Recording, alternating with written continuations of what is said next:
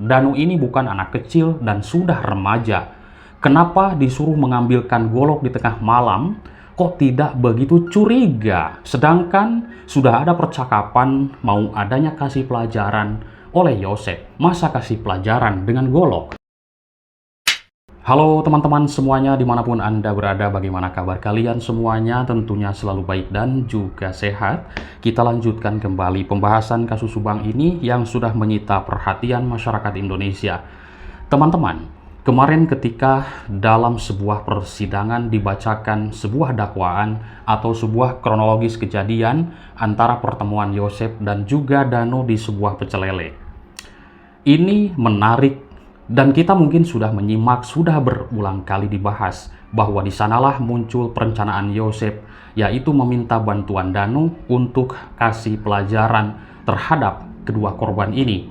Namun Danu tidak memahami apa kasih pelajaran tersebut. Ternyata disuruh mengambilkan golok. Menuai pro dan kontra di masyarakat tentunya. Danu ini bukan anak kecil dan sudah remaja.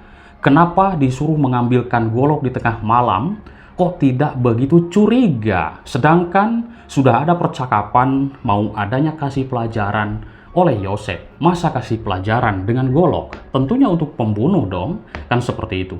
Untuk membunuh kalau masalah golok teman-teman. Kecuali ngambil sapu lidi, ya kan? Sapu lidi 1 biji. Nah seperti itu, ini hanya sebuah contoh. Contoh apa? Harusnya Danu ini dulu mungkin di tahun 2021 sudah kita melihat bagaimana dia masih remaja. Ya kan dulu putih seperti itu. Ini harusnya lari begitu ada kejadian cekcok, terdengar sebuah teriakan jeritan Ibu Tuti Amel di dalam. Itu lari, harusnya lari. Meminta pertolongan kepada warga itu tentunya akan ramai teman-teman warga di sana. Misalkan meminta tolong kepada siapapun akan ramai berdatangan. Buru-buru laporan ke RT ke siap. Harusnya ini menuai pro dan kontra di masyarakat ketika Pak Yosef nyuruh mengambilkan sebilah golok, dia mau saja. Lalu saya mendengar sebuah kronologi yang sudah dibacakan kemarin merinding. Danu pun membantu eksekusi kedua korban. Luar biasa. Ini menuai pro dan kontra di masyarakat. Pertama, ada yang bilang bodoh. Kedua, ada yang bilang adalah punya motif juga, ingin mengeksekusi korban. Bahkan dulu sampai ya sudah dipres juga ya. Jadi begini ceritanya. Waktu itu kan BAP di Polda Jabar, Danu itu di pertengahan BAP itu sudah mengakui ya kepada penyidik, bahkan Kombespo Surawan sudah menjelaskannya. Dan pada saat itu Danu ini sudah mengakui, tapi seluruh penyidik belum terlalu yakin dengan pengakuan Danu. Akhirnya pulanglah Danu dan langsung dibawa ke Karawang. Waktu itu kan Heri, Pak Dedi, Danu kan waktu itu satu mobil. Nah banyak yang bertanya, mana Danu kok nggak pulang? Hanya Pak Dedi dan Heri waktu itu live streaming ya. Danu itu dibawa ke Karawang, dipres di sana seperti itu. Nah, sesudah itu, lalu kita diundang ke Karawang. Di sana pun memperbincangkan masalah Danu itu sudah mengakui.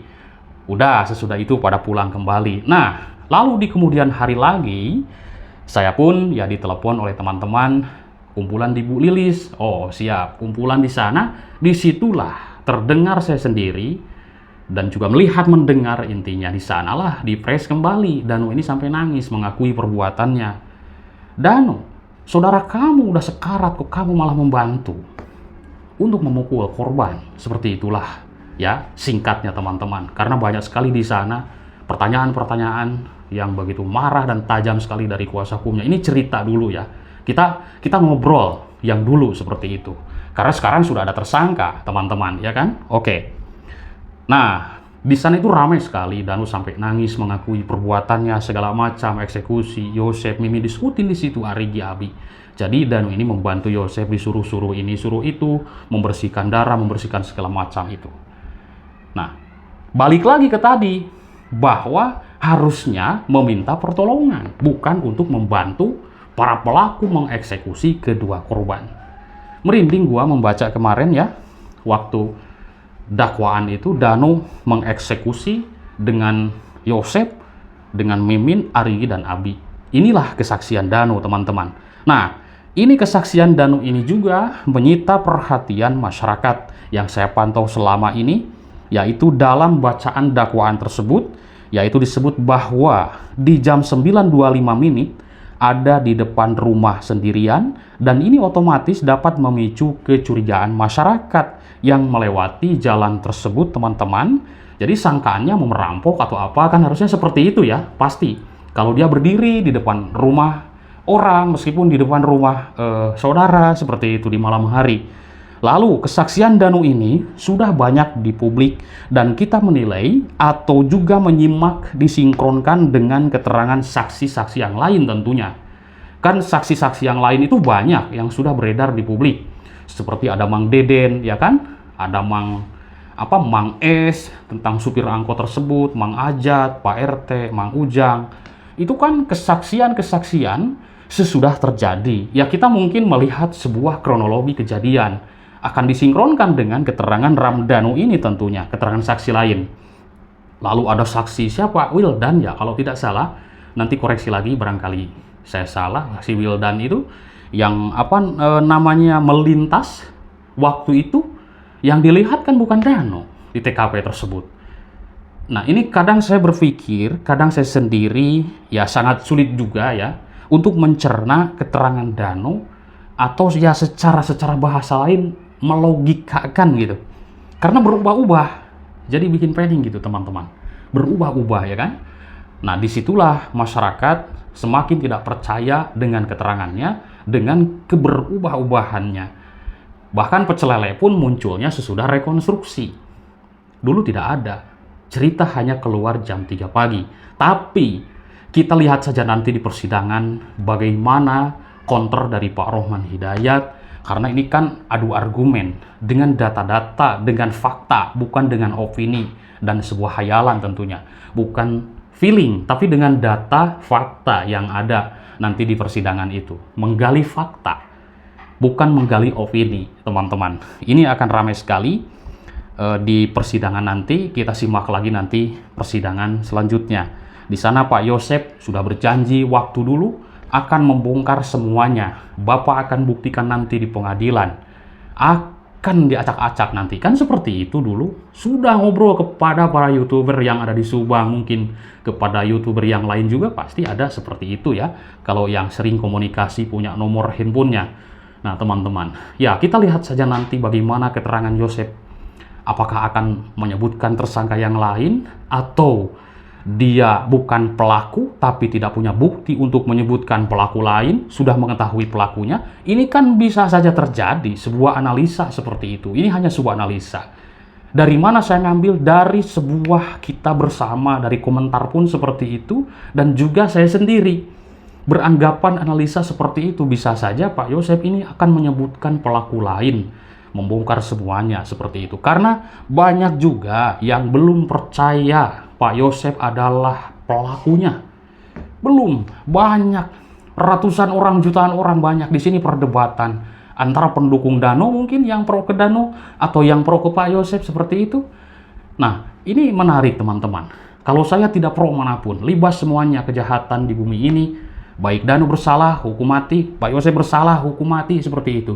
Ya kan? Tapi kita mencari fakta, mencari keterangan-keterangan yang sinkron dari kronologi yang dulu. Mana yang benar nih? Kan seperti itu. Ini luar biasa menarik ya. Ini hebat sekali perdebatan di sini. Nah, lalu ada lagi memang perdebatan dalam kasus Subang ini adanya sebuah motivasi. Apa motif Danu? Ini banyak yang bertanya di sini di komentar. Apa motif Danu dalam kasus ini? Apakah ingin menguasai harta Ibu Tuti? Atau ingin menguasai ya aset, yayasan, tanah, segala macam? Apakah Danu juga punya dendam terhadap kedua korban ini? Mungkin jawabannya nanti di pengadilan. Benarkah Danu punya motivasi sendiri? Karena begini, kalau orang yang tidak punya motivasi, meskipun ketakutan setakut-takutnya, Danu ini kan pasti takut dengan Yosep. Dia pimpinan, ya kan? Dia bos dia. Dia bekerja di Yosep, diurus oleh keluarga Ibu Tuti. Tentunya pasti ada segan, ya kan? Nah, tapi Meskipun sesegan-segan itu, kalau masalah buat eksekusi orang, harusnya lari. Itu kan deket ke tetangga. Tinggal ketuk-ketuk pintunya sekeras mungkin, tolong-tolong bagaimana ada kejadian di rumah Pak Yosep, tolong-tolong kumpul ke sana, atau ke Pak RT, ke belakang, kemana, lari, ke sana kemari, ya kan?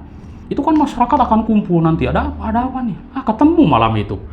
Ini kalau saya melihat dari keterangan rekonstruksi dan juga keterangan kemarin pembacaan itu, ini merinding, malah membantunya eksekusi korban.